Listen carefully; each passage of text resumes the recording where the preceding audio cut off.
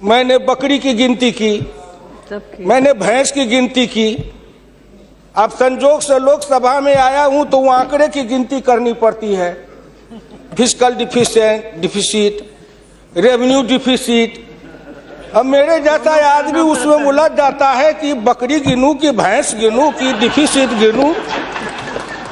यहाँ आके डेफिसिट गिनो, वहां बाद में गिनो। इसमें मेरे गांव की जो गरीब औरतें हैं, जो खेत में काम करती हैं, पसीना बहाती हैं, मिट्टी पानी में सड़ती हैं, उनके शरीर से बदबू निकलता है। जीवन में कभी एक बार भी उनको लक्स और कौन रेक्सोना साबुन, कौन ये लिपस्टिक पाउडर, ये छूने का देखने का अवसर नहीं मिलता है।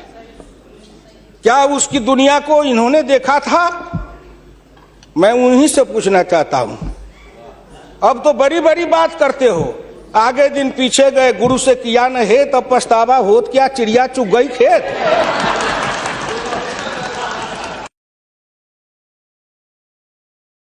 मैं 1977 में एमएलए बन के आया, इंडिया गेट के किनारे पैदल टहल रहा था। एक बड़ी गाड़ी में एक बड़ा कुत्ता जा रहा था, वो अपने मुंह को निकाल के जी लपलपाते जा रहा था। मैं गांव का आदमी खड़ा होकर सोचने लगा, कुत्ता जरूर कुछ कह रहा है। मैं एमपी था, कभी दिल्ली देखा नहीं था। मेरे अंदर से आवाज आई कि कुत्ता कह रहा है, क्या है तू गांव का किसान, गरीब, मजदूर, पिछड़ा, दलित, तू क्या जन्म लेके करने आया है? तुझसे मैं सौभाग्यशाली हूं। देख, मैं ठंड गर्म गाड़ी में बैठा हूं, केक खाता हूं, ऑमलेट कटलेट खाता हूं, गद्दे पर सोता हूं। तुमने देखा हिंदुस्तान, तुमसे अच्छा मैं हूं। उस दिन मुझे लगा कि इस हिंदुस्तान के बड़े लोगों के कुत्ते भी मुझसे अच्छी जिंदगी जी के रहे हैं, और मुझे उस जिंदगी से भी बदतर जिंदगी जिलाने वाले कोई नहीं है, आप हैं।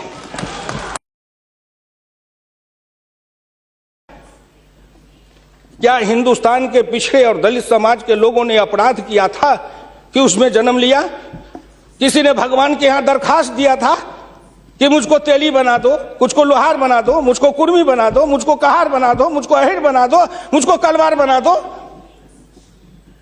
कोई दरखास्त देके तो नहीं आया। आज वित्त मंत्री जी को धन्यवाद देगा, प्रधानमंत्री को, कि उन्होंने बजट में कुछ ऐसी योजनाएं बनाई है जिससे हिंदुस्तान के जाति प्रथा के बंधन को ढीला करने का अवसर मिलेगा। हिंदुस्तान के गांव के गरीब पिछड़े दलितों ने मिलकर कन्याकुमारी से कश्मीर तक, कामरूप से द्वारका धाम तक, इस आसान मान के साथ आपके शब्दों में, जिनको आप अपने ऑफिस के आगे चाय की दुकान खुलवा रहे थे, वो चाय की बेचने वाला, रेल के फुटपाथ पर पानी पिलाने वाला गरीब निर्धन, जिनकी मां मजदूरनी का काम करती थी, ऐसे के बेटा को भारत के प्रधानमंत्री की कुर्सी पर बैठाया कि नरेंद्र मोदी आएगा, भारत का प्रधानमंत्री बन जाएगा, गांव गरीब किसान मजदूर के भाग्य चमक जाएगा। उन्होंने इसलिए सपना को देखा है। प्लीज। वो हो जाएगा क्या?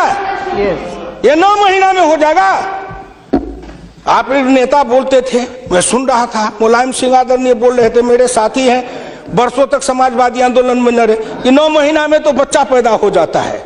मैंने कहा कितनी वैज्ञानिक बात कर रहे हैं, ये तो वैज्ञानिकता है, प्रकृति का नियम है, 9 महीना में बच्चा पैदा होता है।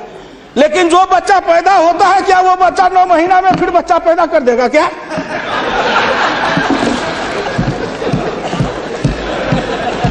कितनी आप वैज्ञानिक बात बोल रहे हो?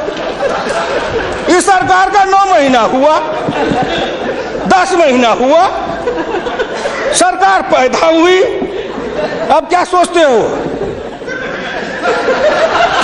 आप क्या सोचते हो? इसलिए आपसे मेरी विनम्र प्रार्थना है,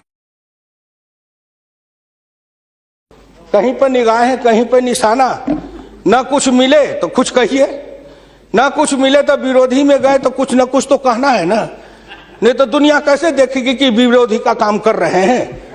इसलिए आपसे मेरी विनम्र प्रार्थना है, अगर विरोधी का काम भी करना है तो आप अपने नेताओं को कहिए कि कुछ दिन हमारे पास आए, 6 महीना ट्रेनिंग दे देंगे कि हम विरोधी थे तो क्या करते थे। अरे नाटक भी करिए तो किसी डायरेक्टर से सीख तो लीजिए, जो गरीबी का डायरेक्टर है उससे सीखे नहीं, गरीबी का नाटक खेल रहे हैं। ये एक गांव में नाटक